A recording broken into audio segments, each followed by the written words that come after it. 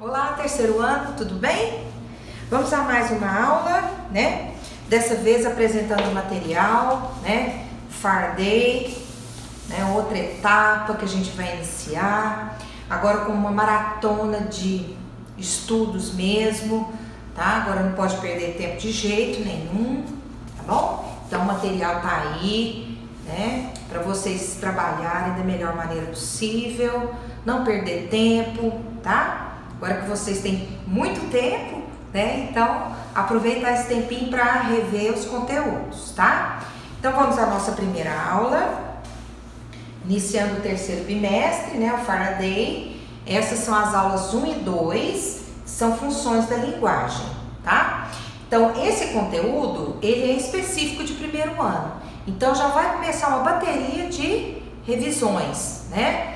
Com os conteúdos de primeiro, de segundo, até chegar no material do terceiro, tá? Então, é um livro por mês, então tem o de agosto, setembro, outubro e novembro, né? Vai dar muito tempo para rever, né? Já que o Enem foi prorrogado, ok? Então, vamos lá ver o que é essas funções, que são essas funções da linguagem.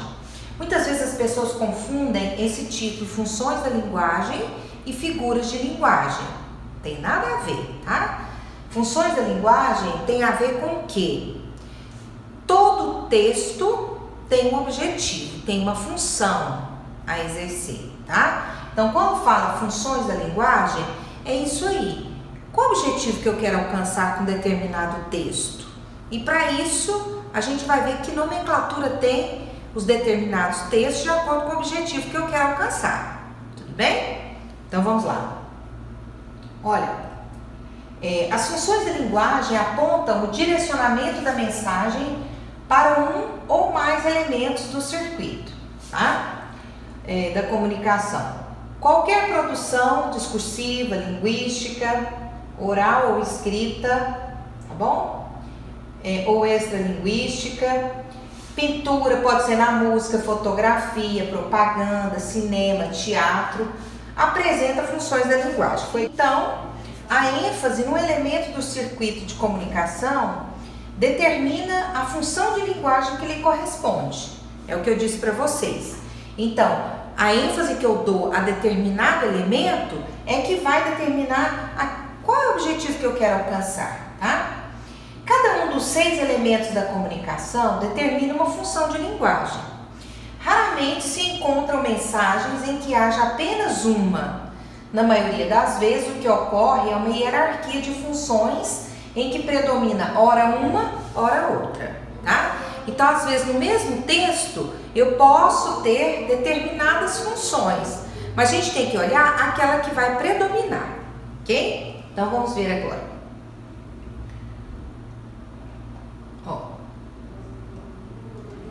O elemento. Qual é o elemento presente no texto que a gente vai observar? Tem o contexto, tem o emissor, receptor, o canal, a mensagem e o código. Esses são os elementos, tá?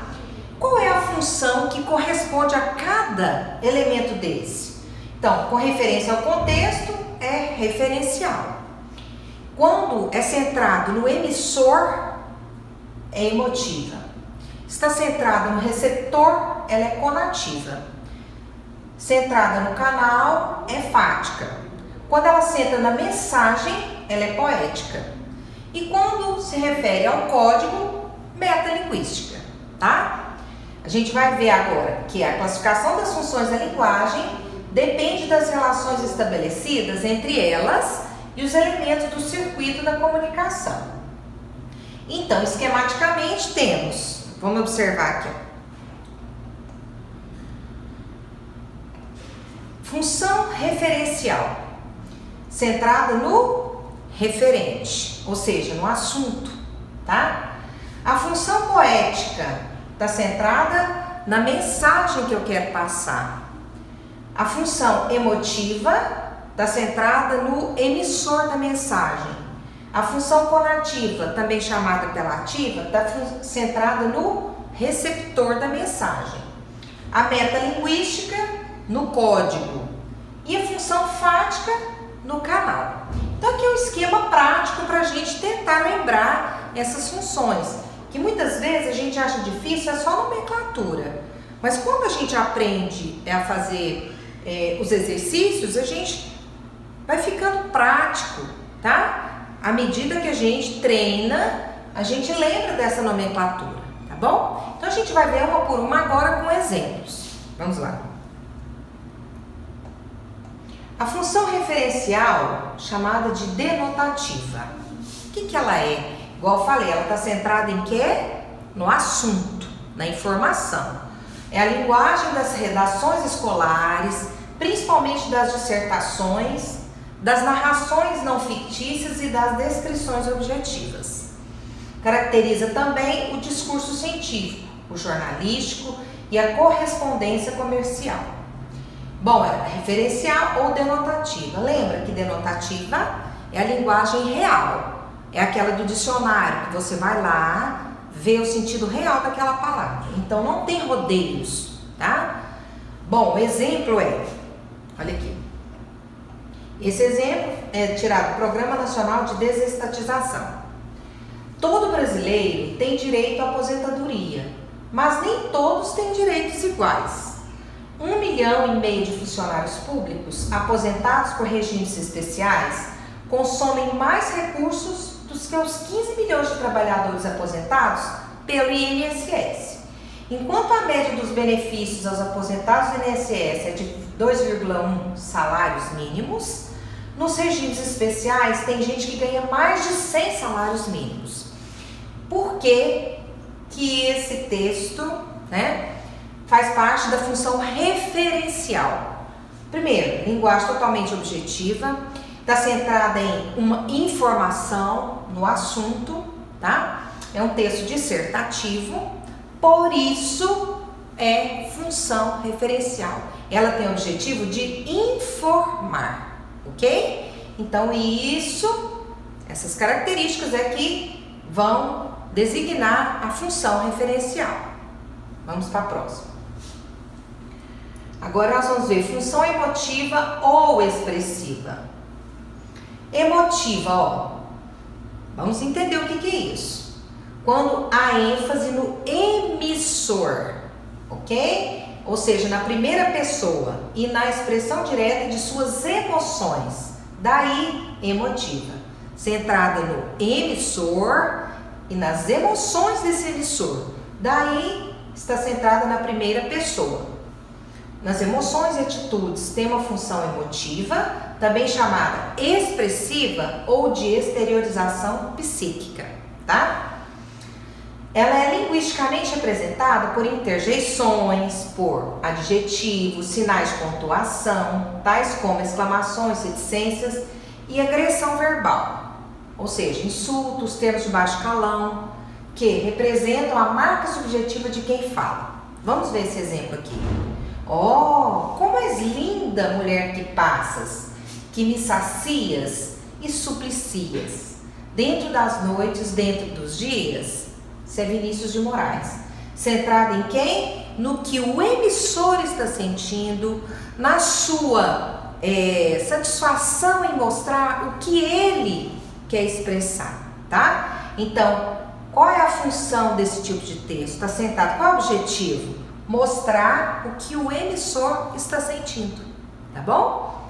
Ó, como és linda, que me sacias. Outro ponto, primeira pessoa, tá? O eu poético aqui.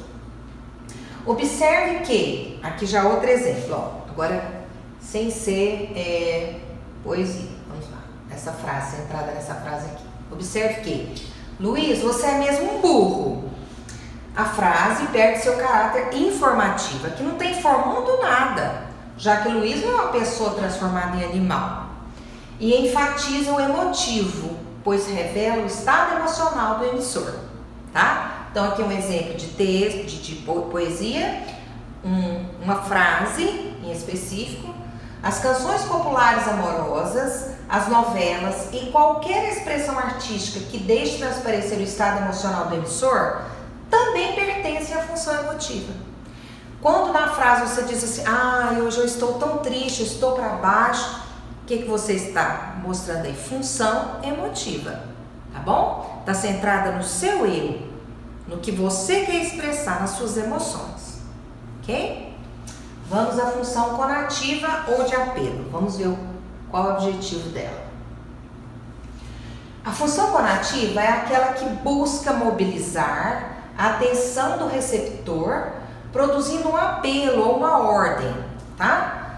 Então, se aqui já diz apelo ou ordem, gramaticalmente nós vamos canalizar aqui. Vamos lembrar, tá? O que é na gramática que faz um apelo ou ordem? Vamos observar aqui. Ela pode ser volitiva, revelando assim uma vontade. Por favor, eu gostaria que você se retirasse, tá? Então aqui volitiva é isso, tá? A vontade do emissor. Então aqui está expressando a função conativa, tá bom? Um apelo, ok?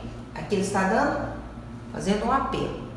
Ou imperativa, aqui que eu queria que vocês lembrassem, tá? Então quando fala apelo ou ordem, vai nos canalizar ao modo imperativo, ao modo verbal, tá? Que ele aparece no modo imperativo, que é a característica fundamental da propaganda. Encontra no vocativo e no imperativo sua expressão gramatical mais autêntica. Então, agora a gente vai entender como as propagandas, qual o objetivo dela. Antônio, venha cá, compre 1 e leve 3. Beba Coca-Cola. Se o terreno é difícil, use uma solução inteligente, Mercedes-Benz. Então aqui exemplos, apelo, né? Antônio, venha cá. Verbo em modo imperativo, compre 1 e leve 3, tá? Então aqui há uma propaganda, ó, beba Coca-Cola. Observe os verbos, né, no modo imperativo. Se o terreno é difícil, use uma solução inteligente, Mercedes-Benz, tá? Então aqui apelando para o receptor, né? Para que ele a mensagem está centrada no receptor, para que ele venha a agir de acordo com o que se quer, tá bom? Então essa é a função conativa, ok? Vamos ver agora o que prega a função fática. Qual é o objetivo dela? Se a ênfase está no canal, para checar sua recepção, para manter a conexão entre os falantes, temos a função fática. Nas fórmulas ritualizadas da comunicação, os recursos fáticos são comuns. Bom, o canal é a via em que eu necessito para que a informação chegue, para o que eu estou planejando falar. Então, o canal, tá? Qual é o canal entre mim e o meu receptor, né? A gente tem a vibração das cordas vocais e o canal é o ar, é ele que faz chegar até a pessoa o que eu quero dizer. Então a função fática, ela testa esse canal, tá? Pode ser telefone, que pode ser as mensagens via WhatsApp. Então a gente está testando o que eu quero dizer. Então quando eu digo assim, bom dia, oi, tudo bem? Ah, é. Alô, quem fala? O quê? Então observem que nessas expressões não tem nada mais do que testar o canal para ver se eu estou conseguindo chegar até meu receptor. Então, bom dia, a pessoa te olha, né? Testando se você vai ser correspondido, ok? Então, a função fática é isso, centrada no canal de comunicação. Ó, observe os recursos fáticos que, embora característicos da linguagem oral, ganham expressividade na música. Então, essa música de Rita Lee e Roberto Carvalho, alô, alô, marciano, aqui quem fala é da terra. Então, alô, alô, né? Então, aqui ela está testando o canal, certo? Aqui, Evandro Mesquita, blá, blá, blá, blá, blá, blá, blá, ti, ti, ti, ti, ti, ti, ti, tá tudo muito bom, tá tudo muito bem, bem. Então, nesses exemplos aqui dentro da música, exemplos da função fática, testando apenas o canal, tá? Ó, atente para o fato de que o uso excessivo dos recursos fáticos denota carência vocabular, já que destitui a mensagem de carga semântica, mantendo apenas a comunicação, sem traduzir informação. Vocês vão entender aqui o que se fala. Olha, você gostou dos contos de Machado? A gente observa aqui um diálogo, né? Primeiro, travessão, discurso direto, e o segundo, só meu, valeu. O que houve aqui? É isso que ele fala. Há uma carência vocabular. É como se a pergunta feita deixou de ser respondida e ele apenas se esvaiu aí, colocando essa gíria, né? Só meu, valeu, né? Então tá só testando esse canal aí, tá bom? Agora vamos ver a função metalinguística.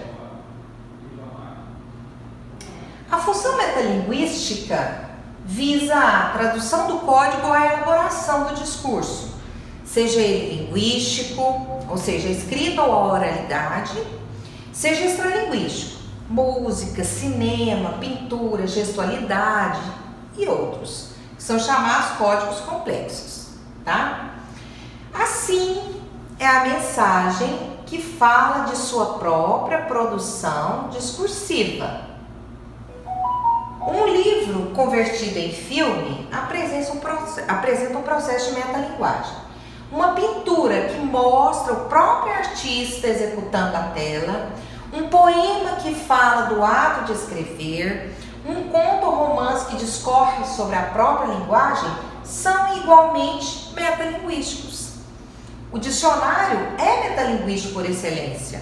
Então, a função da metalinguagem é esta, é usar o próprio código como referência para explicar o próprio código, tá? Então, já viram uma foto dentro de uma foto? Então, o que acontece? Aquela foto dentro da foto é uma metalinguagem, tá? Olha o exemplo. Foi assim que sempre se fez. A literatura é a literatura, seu Paulo. A gente discute, briga, trata de negócios naturalmente, mas arranjar palavras com tinta é outra coisa. Se eu fosse escrever como falo, ninguém me lia. Graciliano Ramos, tá? Então aqui ele discorre da própria modo de fazer literatura, né? Do modo de fazer literatura, e isso é uma metalinguagem. Literatura falando da literatura, tá? Outro exemplo, lutar com palavras é a luta mais vã. Entanto, lutamos mal, rompe amanhã. Então, aqui, exemplo de Carlos Drummond de Andrade, falando de lutar com o uso das palavras. Outro exemplo, anuncie seu produto. A propaganda é a arma do negócio. O que aconteceu aqui? Olha, nesse exemplo, temos a função metalinguística. A propaganda fala do ato de anunciar. Tem também a conativa, que é a expressão aliciante do verbo anunciar no imperativo, e a função poética, na renovação de um clichê, conferindo-lhe um efeito especial. Então, aqui temos esses 3 exemplos da função da linguagem, nesse mesmo anúncio aqui, tá bom? A função poética. O que é a função poética? Quando a mensagem se volta para seu processo de estruturação, para os seus próprios constituintes, tendo em vista produzir um efeito estético. Através de desvios à norma ou de combinatórias inovadoras da linguagem, temos a função poética, que pode ocorrer num texto em prosa ou em verso, ou ainda na fotografia, na música, no teatro, no cinema, na pintura, enfim, em qualquer modalidade discursiva que apresente uma maneira especial de elaborar o código, de trabalhar a palavra.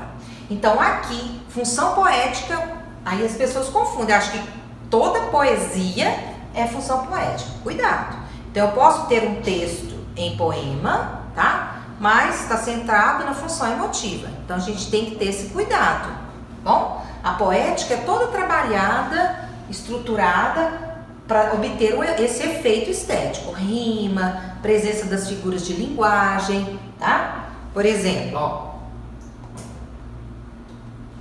que não há forma de pensar ou crer, de imaginar, sonhar ou de sentir, num rasgo de loucura, que ouse pôr a alma humana frente a frente. Com isso, que uma vez visto e sentido, me mudou, qual ao universo, o sol, falhasse súbito, sem duração no acabar. Fernando Pessoa. Então aqui está centrado em quê? Na mensagem que quer passar, na maneira especial que ele utilizou as palavras, né?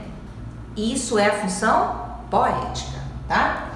Observe, entretanto, que o discurso desviatório necessita de um contexto para produzir sensação estética, como no poema abaixo, cujo nonsense é altamente poético, no contexto de Alice no País das Maravilhas. Por exemplo, pois então tu mataste o jaguardarte. Vem aos meus braços, ó menino meu. Ó dia fremular, bravo, bravarte. Ele se ria em jubileu. Era-lhe luz, as lemolisas tolvas rodavam e relviam nos gramilvos. Estavam mincicais, as pintalouvas e os momirratos davam grilvos. Então, essa tradução para Augusto de Campos, Lewis Carroll, né? Então, aqui, exemplo claro de como essa função da linguagem, com efeito estético, ou seja, ele trabalhou minuciosamente as palavras, usando algo especial, somente do autor, tá? Então, aqui está mais uma representação das funções da linguagem, né? E depois de organizar o seu material, de fazer os exercícios, aí você vai tirar as suas dúvidas em cima desse conteúdo, tá? Lembrando que esse conteúdo específico faz parte do primeiro ano que a gente está revendo agora nas aulas 1 e 2, ok? Até a próxima aula.